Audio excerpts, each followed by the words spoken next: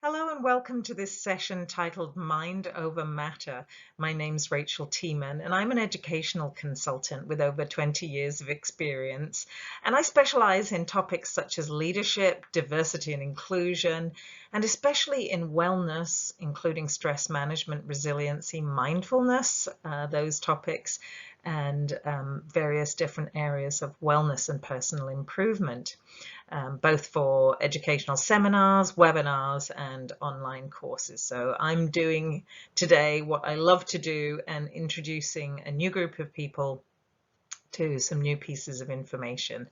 So what we're hoping to achieve today is understanding how both thoughts and feelings can impact actions and even bring to bear on our physical state of health as well. So how can our emotions be impacting perhaps the progression of a disease that we might have, or an illness that we're suffering? We'll learn about the relaxation response and the medical studies and research around that. We will get to enjoy a nice session at the end, and also a little practice in the middle of this where you will actually get to feel what it's like to do a relaxation session. We're going to examine lots of different strategies, practices to boost well-being and success in whatever area you're looking for, so that you've got some new habits and behaviors in your toolbox. Really, people are looking for health and well-being and happiness in a number of areas. It could be that you want to change a different habit. It could be that you're just feeling bad, or it could be that you want to reach a certain goal. And those are all wonderful goals that we can apply these techniques to.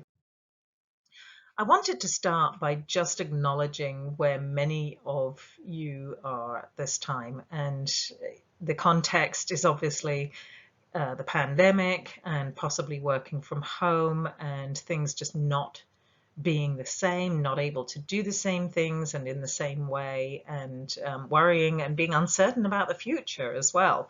Even working from home, which might seem like it would be a relaxing an enjoyable thing to do, can be very stressful if you have dependents, or if you don't have an adequate space for it, or if there are more than one of you trying to work from home at the same time. So that could be the picture. And also, it's not necessarily the pandemic that brings you here to this seminar. It could be, as I said, that you've got a habit that you want to change, a goal you want to reach, or you're just not feeling good in yourself. A simple curiosity as well about relaxation response. So a little bit here about workplace stress. Apparently 1 in 3 US employees feels chronically overworked. And things that people complain about the most are multitasking and being interrupted during work. So it's very hard, isn't it, sometimes to just focus in on doing one activity. And so our minds are split and we're having to switch from one thing to another. Lots of pressure as well, do more with less. And then we don't look after ourselves by taking vacation, because many people are too anxious to do that. And of course, when we're all overworked or feeling stressed, you know how that plays out. Things don't go as well. You can't concentrate as much, brain is foggy, relationships start to deteriorate a little bit. People might need to take mental health days. Other symptoms that come up are poor decision making, absenteeism. So people just get to the point where, instead of having taken some vacation with lots of time and notice for everybody, they pull out at the last minute because they can't handle things. We might start to feel that we're getting certain stress-related illnesses, more aches, more pains, more colds, so on and so forth. And feeling, negative emotions such as frustration or increased conflict with other co-workers as well. So these are lots of the things that can happen due to our stress levels being out of control. Now, the power of the mind. What can our mind do to be our ally in all of this? How can we harness what's there? And I wanted to tell you a little bit about studies on the physical side, on our physical health. For more than 25 years, laboratories at the Harvard Medical School have systematically studied the benefits of mind and body interactions. And the research has established that when a person engages in a repetitive prayer, a word, sound, or phrase, and when intrusive thoughts are passively disregarded, a specific set of psychologic changes ensues. There's decreased metabolism, decreased heart rate, rate of breathing, and a distinctive slower brainwave. And I will show you what that looks like. And these changes are the opposite of those induced by stress, and they are an effective therapy in a number of diseases that include hypertension, cardiac rhythm irregularities, many forms of chronic pain, insomnia, infertility, the symptoms of cancer and AIDS, premenstrual syndrome, anxiety, and mild and moderate depression. So that's a pretty impressive list, isn't it? And in fact, to the extent that any disease is caused or made worse by stress, to that extent, this psychological state is an effective therapy. So you've probably heard that many diseases do have a mental component to them. So it does totally make sense. Not that you're going to abandon any form of therapy or traditional medical treatment that you're undergoing for it, but that adding relaxation to your toolbox is going to help any of the physical conditions that you can possibly think of, and also behavioral ones. So if you are trying to be healthy, if you're trying to quit certain unhealthy habits, lose weight, so on and so forth, then it really stands to reason that calming your stress through relaxation is really going to boost your efforts. Pretty exciting, isn't it? And I think the fact that this has been documented by the medical profession adds just tons of legitimacy. And we have to thank for that Dr. Herbert Benson. He's now 85. He's absolutely delightful. You can find him on YouTube if you want to see him in action. And he really started back in from about the mid 1960s. He was at Harvard Medical School, and he began to study the effects of meditation on those different physiological outcomes in humans. He then went on to found the Mind Body Medical Institute, and from there to found the Benson Henry Institute for Mind Body Healing at Massachusetts General Hospital. His pedigree is amazing. He's written many, many books and is a very prolific speaker, contributor, really a pioneer in this mind-body area. And he calls the relaxation response, so that's the thing that's been studied to make the difference, your personal ability to encourage your body to release chemicals and brain signals that make your muscles and organs slow down and increase blood flow to the brain. So that's very nicely and scientifically explained by him. That means that you don't have to take yourself off for any expensive or otherworldly experience, and it's not in the hands of anybody else but yourself. So I think it's a very pragmatic approach that he takes to it. So how can you induce this relaxation response? A number of different practices that are listed here. Visualization, so that's literally like making a movie in your brain, so you can go off and be in a rainforest or on a beach. Progressive muscle relaxation, so that's maybe where you start with the top of your head and have relaxation move through your body and all the way down to your toes. That's what they mean by progressive.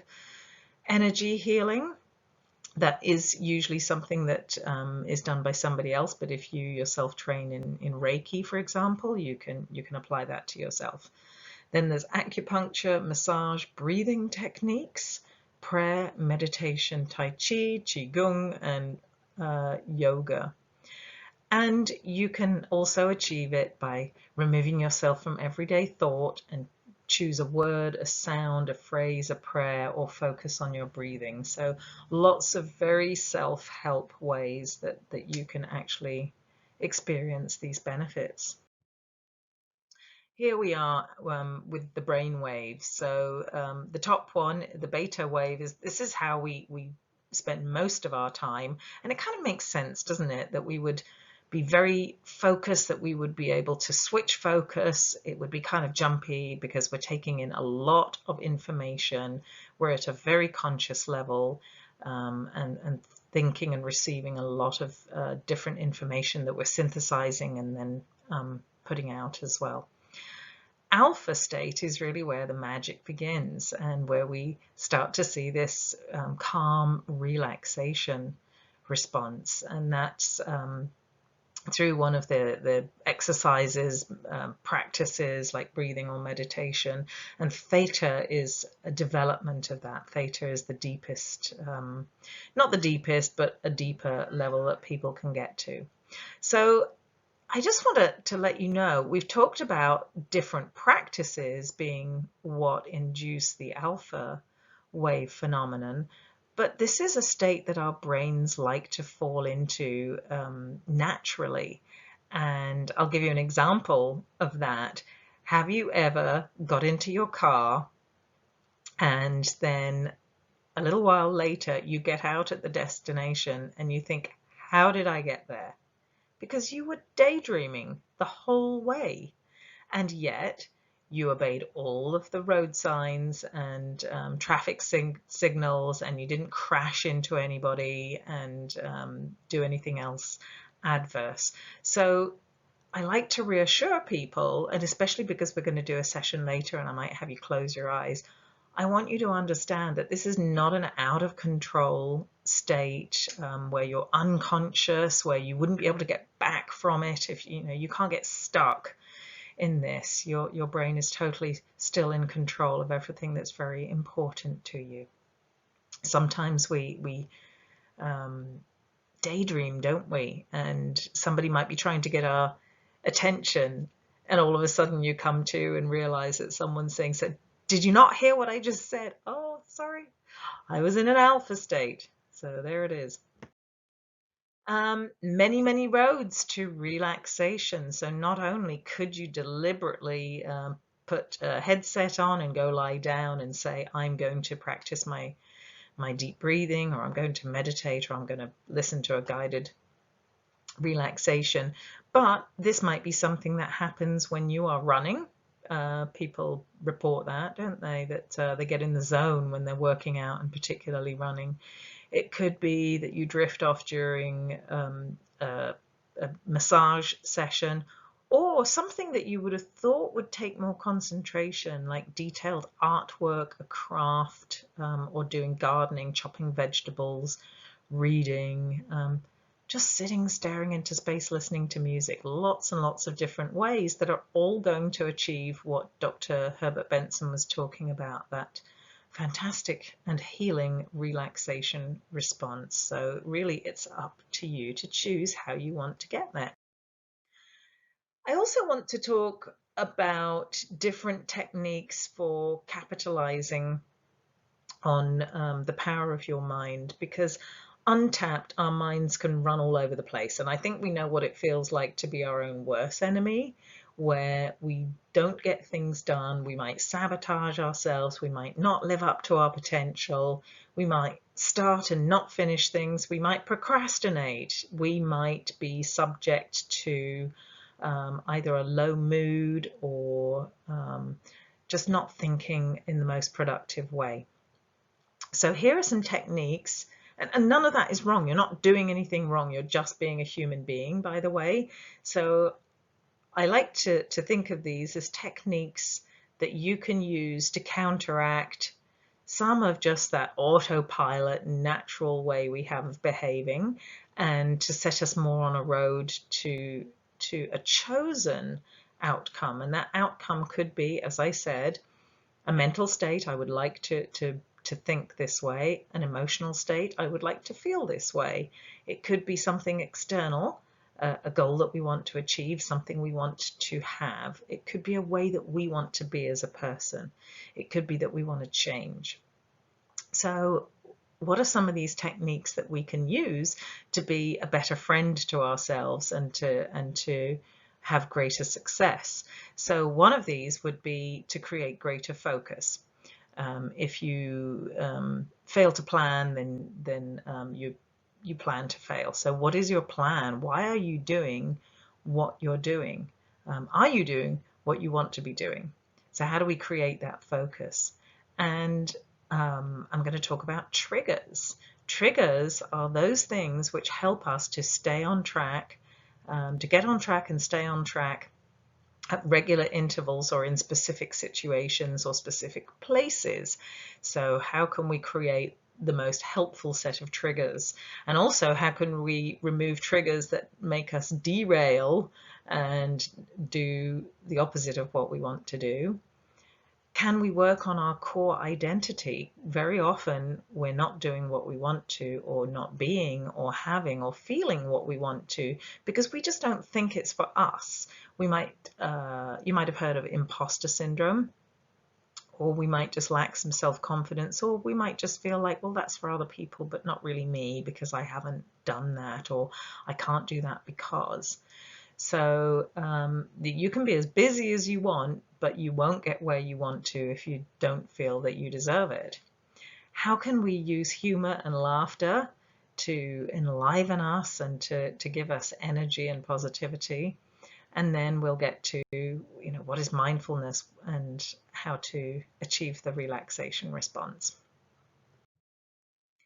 So the first thing, to focus on what you want. And obviously in this session, we're not going to stop right now. You can pause the recording if you want to, or you can save this exercise for the end of the recording. First things first, we need a plan. And we can have plans in multiple different areas of our lives, but having a plan and a vision and a dream that's compelling to us is going to keep us moving, is going to keep us focusing and doing the consistent behaviors to get to that place. It's also going to do something called filtering. So it's going to filter in opportunities and information related to that goal. So if you are looking to buy a new house in a specific neighborhood, if you keep that front and center, think about it, talk about it, tell other people a lot about it, go and explore real estate opportunities, drive around neighborhoods, you're filtering in more possibilities of coming across a yard sign of for sale by owner that's just being put out at that moment, and it might just be your lucky day. You see how that works? It's not magic. You're filtering information. If you want to make more money, if you want to have better family relationships, if you want to get into a relationship, lose weight, be fit, run a marathon, open your own business, whatever it is, focusing on it and bringing in all information that you can is really going to help. So I would challenge you to think about focusing on multiple different areas. I've got a slide to help us through that. I do want to talk about what we actually do instead of focusing. So you will find, I'm sure you've come across this, but when I'm coaching an individual, if I ask them the question, so what is it that you want? Very often I will hear, oh, well, I don't want to be, I'm fed up of being overweight, for example. So let's just take weight loss because that's, common to so many people. I don't want to be overweight anymore. I've tried everything. Nothing works.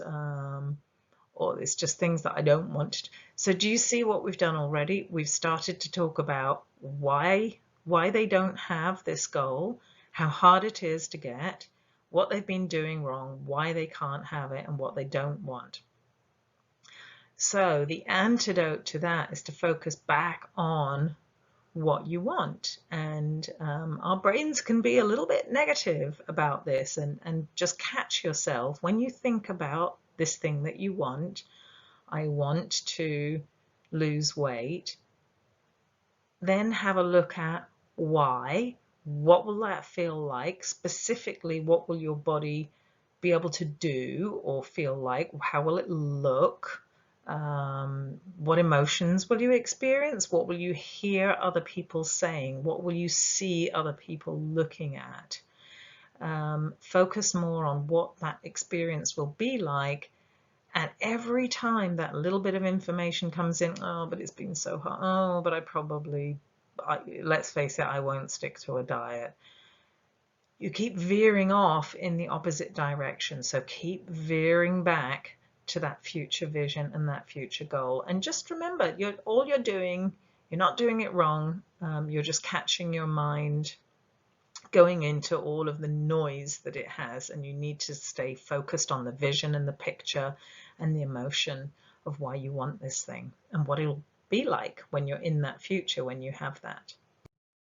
So what would be some of the areas, if you haven't done an activity like this? Create a bucket list, create goals, create New Year's resolutions, whatever you want to call them.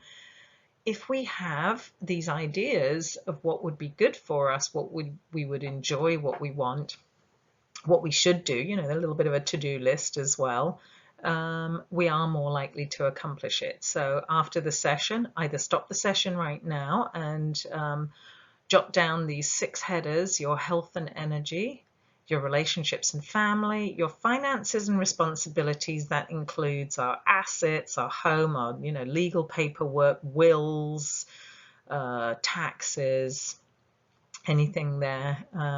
Relaxation and fun, maybe social life. Personal growth could be personal or spiritual, for example, or personal improvement, whatever you want to call it. And your career as well. So under those 6 headings, I would encourage you to spend a little bit of time actually finding out what you want. It's not an exercise that most people do very often, but it's very enlightening.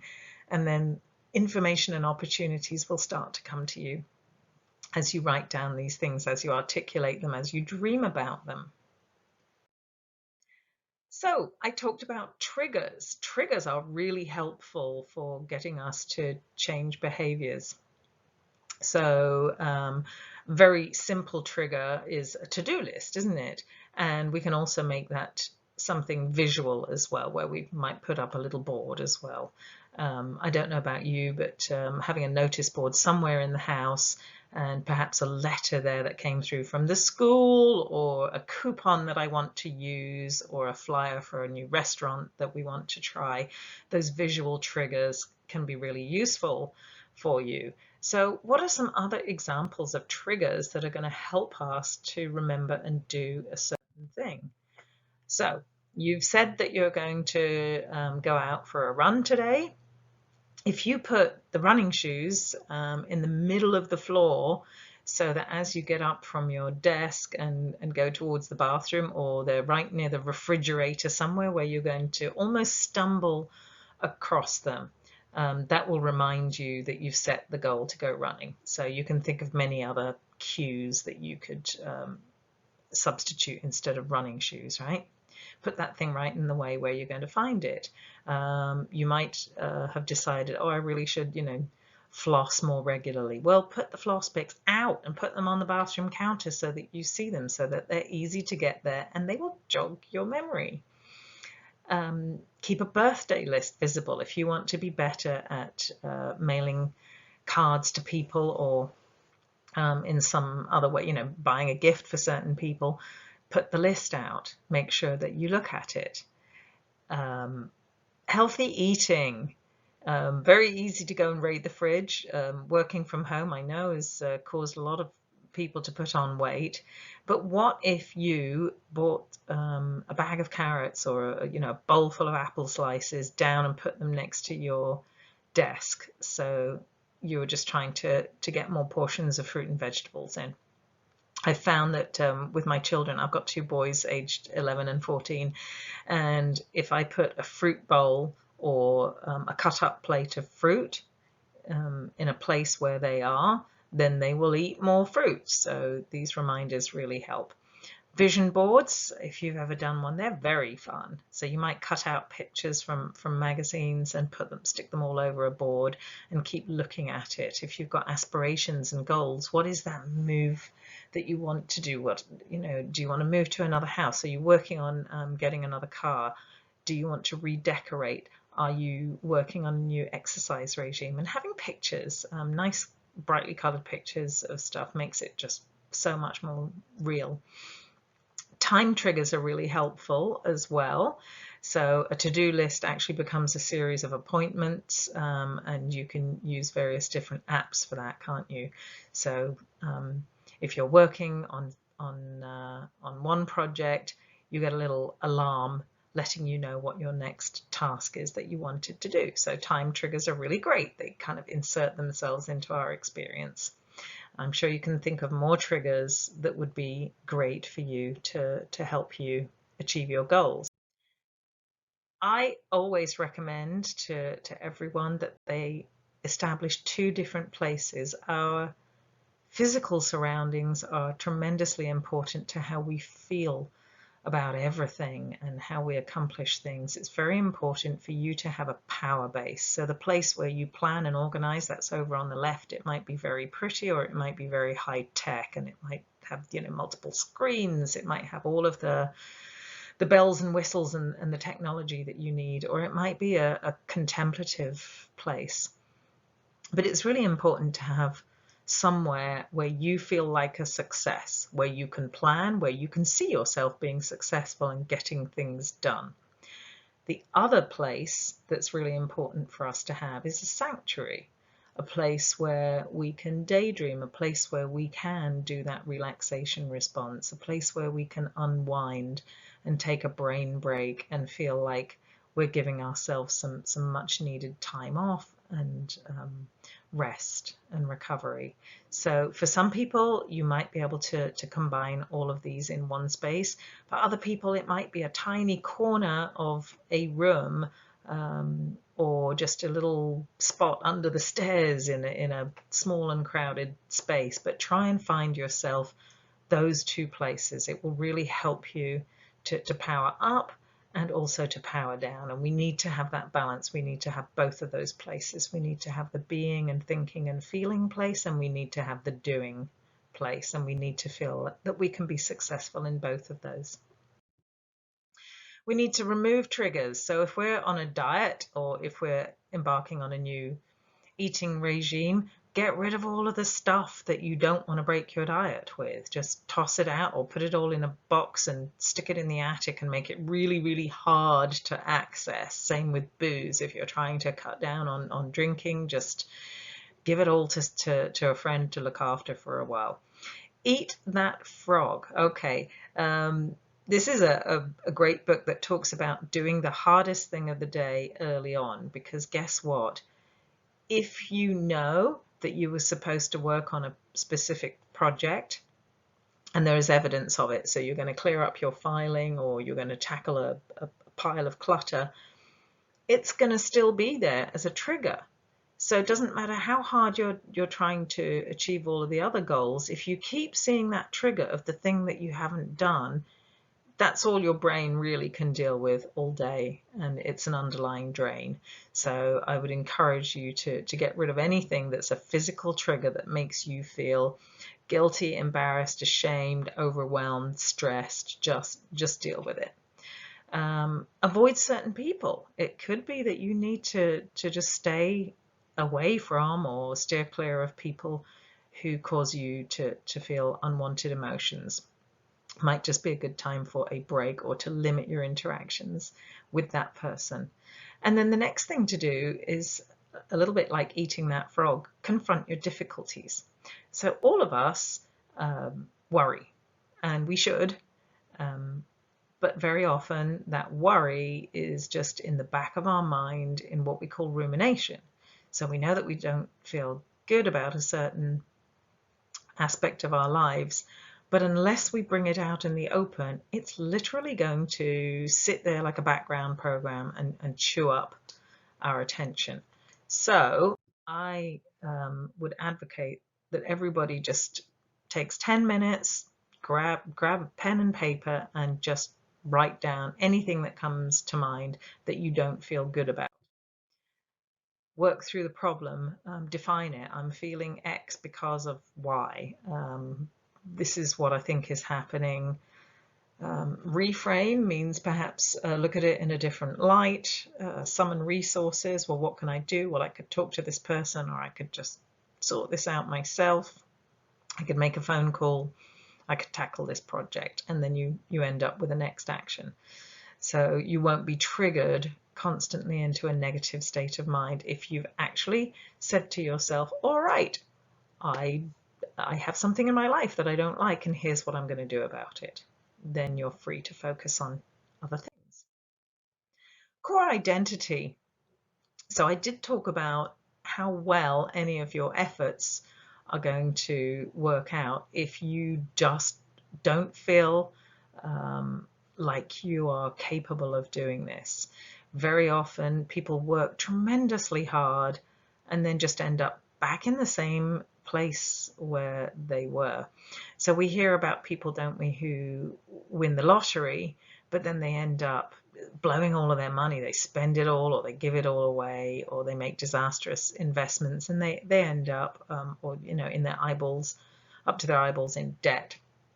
So this is a very common picture of people who just don't see themselves in a certain way. So two things at play here. Number one, do you think you're up to the task? So one of the factors is how confident do you feel? Do you feel like you deserve this? Are you worthy? And then the second one is it really you?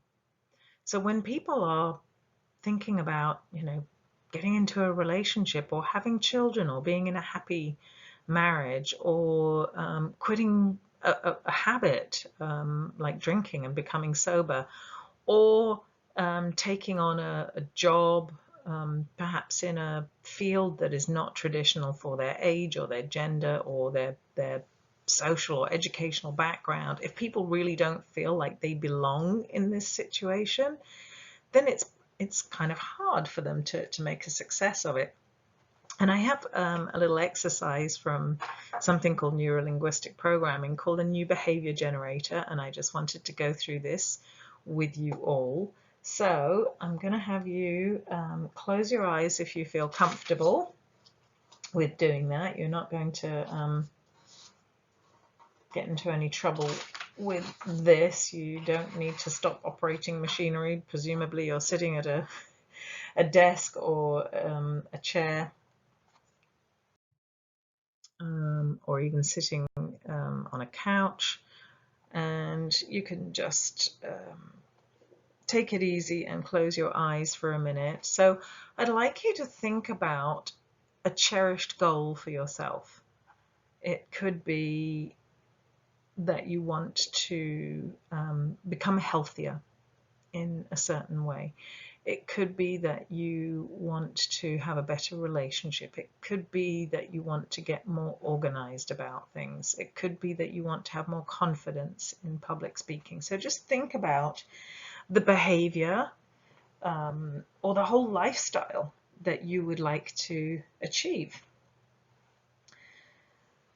And now I'd like you to think about a person, and this could be a fictitious person, it could be a hybrid of a number of people, it could be a movie character, it could be a famous person, it could be somebody very near and dear to you.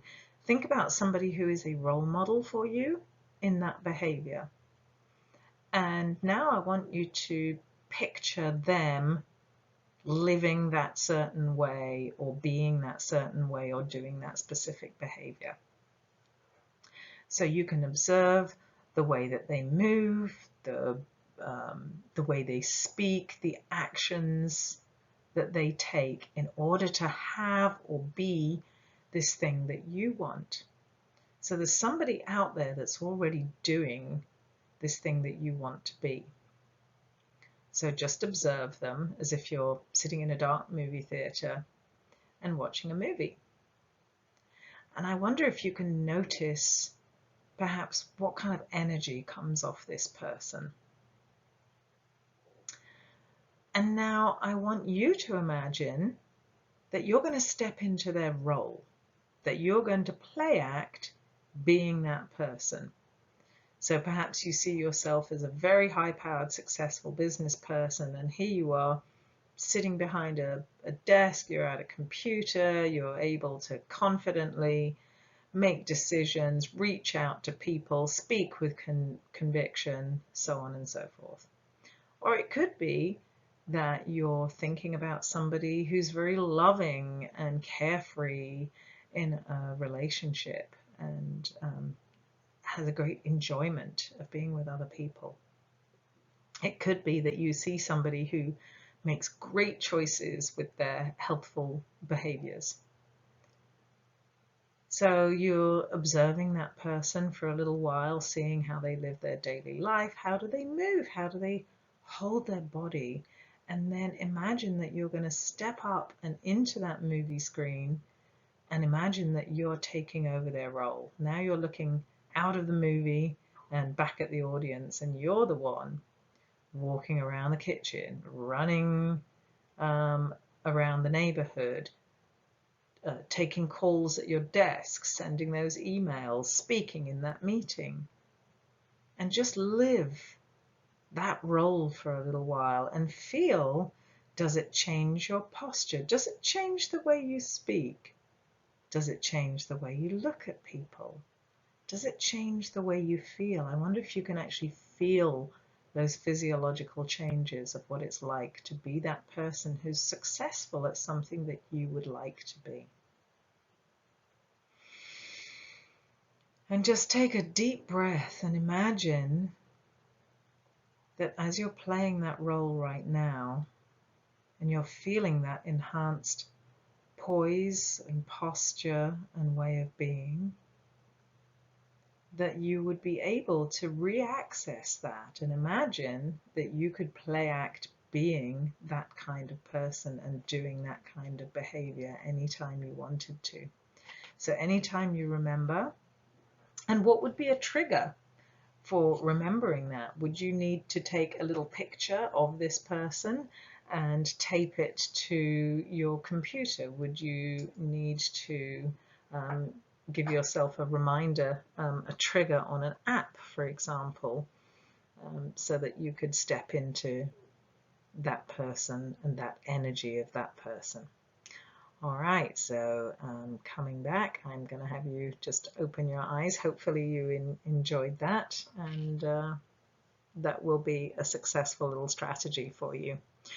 Another thing that we do have these habitual, I call them sabotaging behaviors. We procrastinate things, or we get very panicky, or we find ourselves falling constantly into a helping role and over-helping and putting ourselves last. Those are just a few examples of things that we do. So why don't you just take the time at some point and acknowledge, what is it that I do that's really unhelpful, that's stopping me from reaching my goals?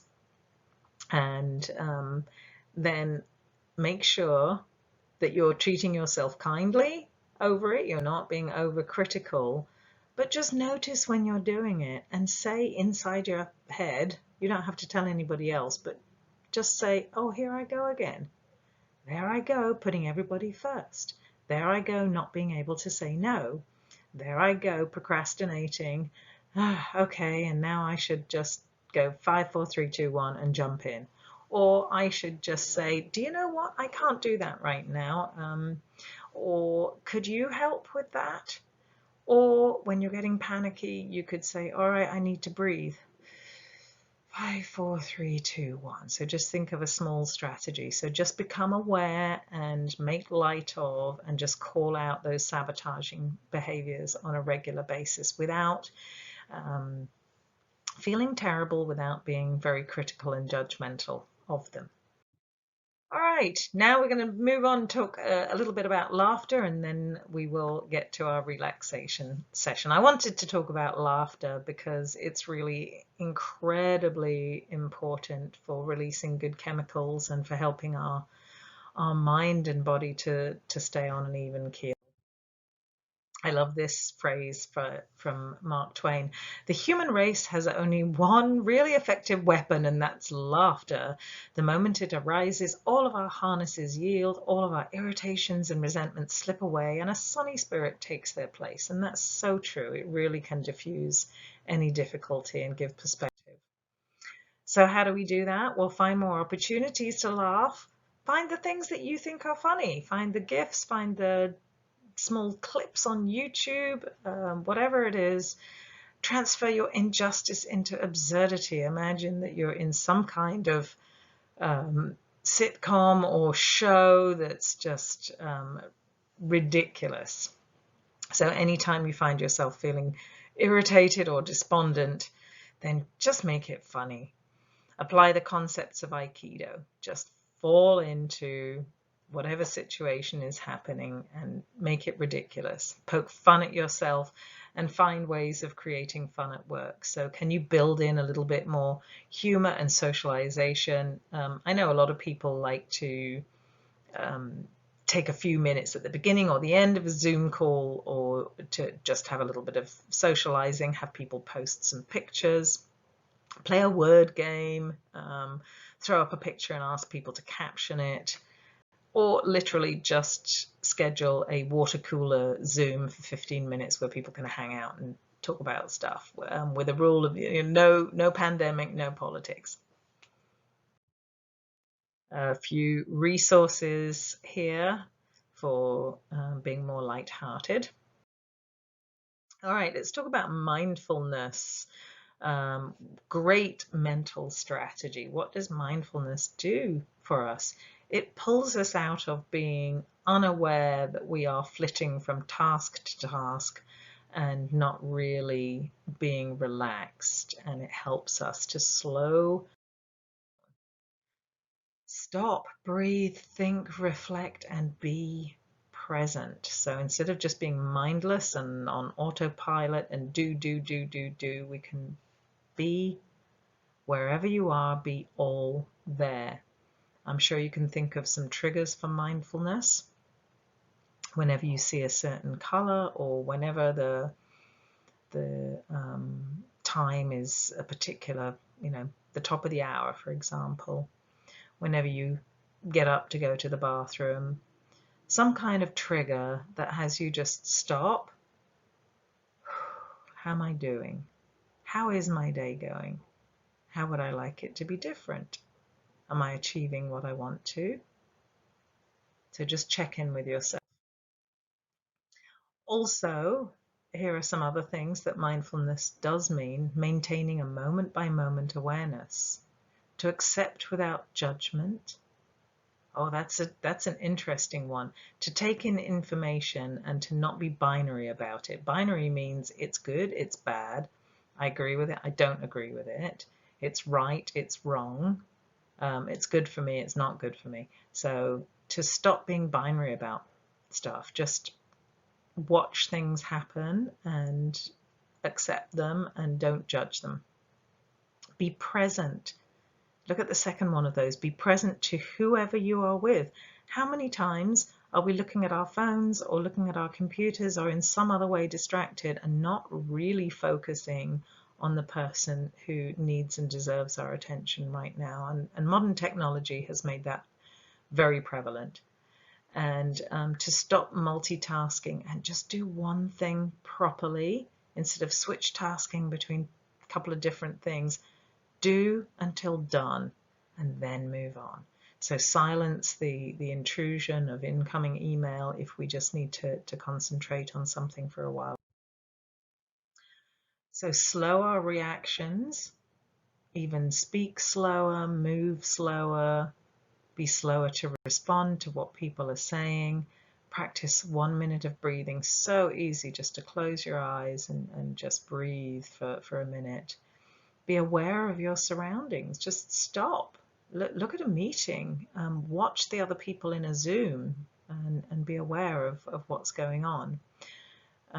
Listen very carefully to people without just generating whatever you want to say next, and fully engage in what you're doing. Don't always be, half your mind is here and half your mind is outside of where you are. So just immerse yourself in what's happening. So we're going to do a quick relaxation session. Let me just grab some notes here. And I'm going to invite you to make yourself comfortable. There are different meditations that you can do, looking at body sensations, considering temperature around you, noticing your emotions, but I am just going to take you through a nice experience for a few minutes. And as I do so, I invite you to think about this phrase: rest is not idleness, and to lie sometimes on the grass under trees on a summer's day, listening to the murmur of the water or watching the clouds float across the sky is by no means a waste of time. So here we go. We're going to have you get into that relaxation response where you can experience all of those wonderful things. I'm going to have you just make yourself comfortable. Maybe you're lying down, but if you're seated, put both of your feet on the floor and just have your hands just on your thighs above your knees, or just loosely in your lap. Close your eyes or just stare downwards. Just rest your eyes perhaps a little bit and let your head relax so that it falls gently forward or sits lightly upright on your shoulders. So imagine like a little egg in a cup, there's your head, or it can just fall forward, whatever's comfortable for you. So think about your head, focus your attention there, and notice how it feels. Just notice any tightness around the scalp or any minor irritation you might have there. And you're not trying to change any of this, you're just noticing it. And now as you take your next breath in, I want you to imagine that breath entering through the top of your head, and then it goes down, and then that breath turns around and comes back out again. And your awareness just goes in and out with the breath. And if that's too weird, just imagine the breath going in through your mouth or nose. And then you move your awareness down to your neck and shoulder area. Again, just noticing, is there any tightness? Is there any discomfort? How does it feel? Don't try and change it. You're just noticing. And now as you breathe in, imagine that breath going all the way into your shoulders and your chest. Just filling that whole upper part of your body. And now think about your arms and your hands, right down to the tips of your fingers. How do they feel? Could they feel any better? Could you imagine even your hands feeling more loose and limp and lazy and relaxed? And all the while, you're just breathing in and out. Just filling your body with that life-giving and relaxing and cleansing breath. And now take a little bit of a deeper breath as you feel The breath going all the way down into your belly. And that's where we start to breathe really, really deep, all the way down into the belly.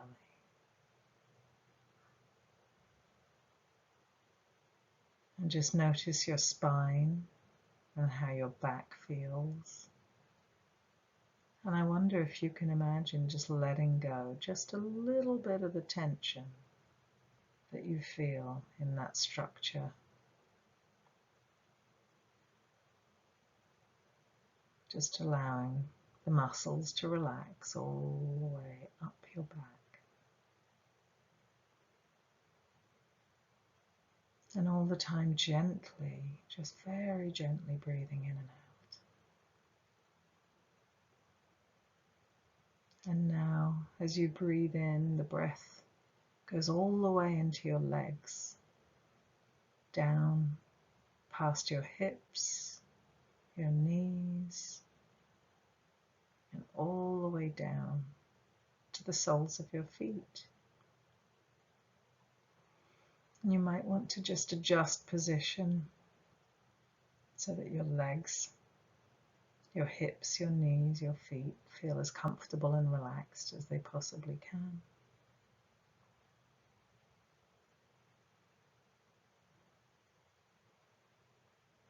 And breathing in, I wonder if you can imagine that the breath goes all the way down into your body and out through the soles of your feet, carrying with it any small worries, tensions, or anxieties that you might have. As you fill your body with light in a color that's pleasing to you, it might be blue or green or yellow or even purple. Just imagine your whole body illuminated from the inside with a beautiful color that is healing and refreshing for you.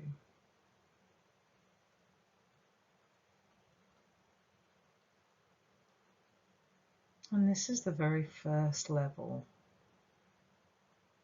of relaxation. Just sitting in a chair, listening to a voice, imagining things, maybe you can see them or feel them, and feeling as relaxed as you possibly can.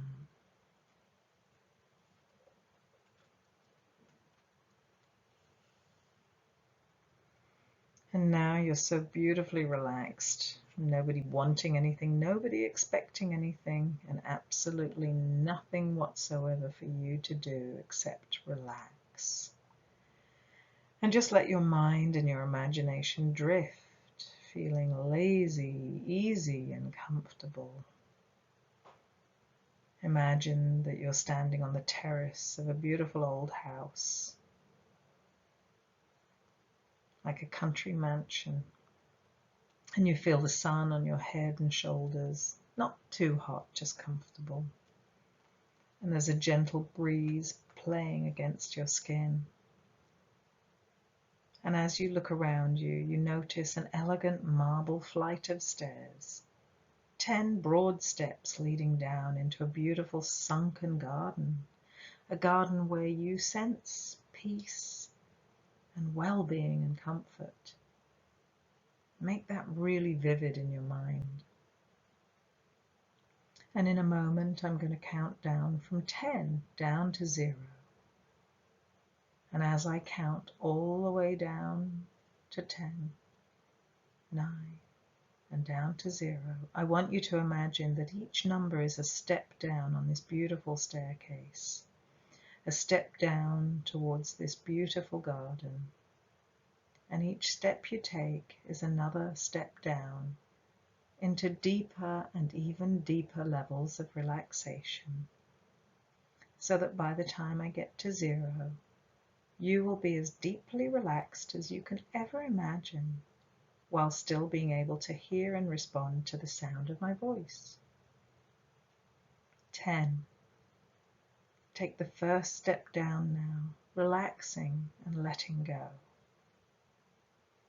9, feeling more and more relaxed. No need to hurry, there's plenty of time. Moving down easily now. 8, 7, deeper and deeper. 6, deeper still. Your breathing is becoming slower and steadier. 5, really relaxing now. You can just let go. 4, you're becoming calmer and calmer.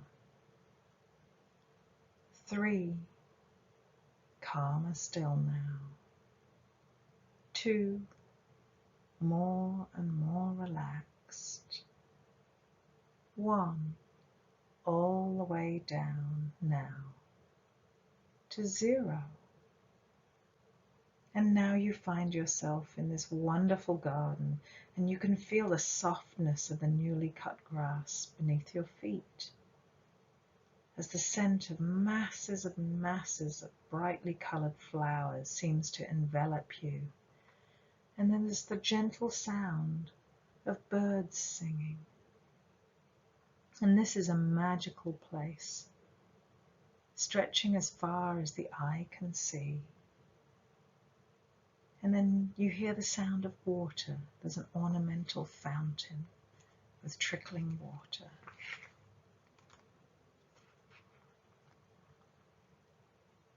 And you sense that this is a tranquil place, a place of all knowledge. And that while you're here, you're part of everything. And everything is a part of you.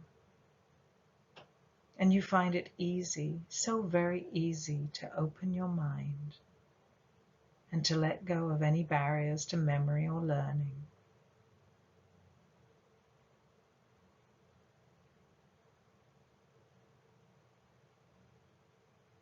A place of relaxation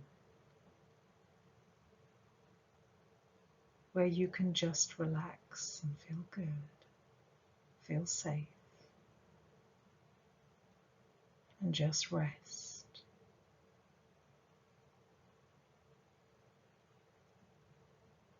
And you use your awareness to enjoy and explore, to look at different plants and flowers, to hear different birds, to walk around.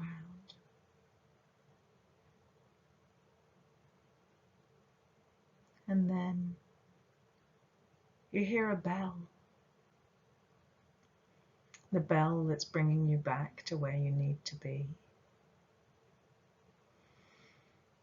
You take a deep breath and you turn back towards the big house. And you start to walk up those stairs. With each step, bringing back a little bit of awareness into your body.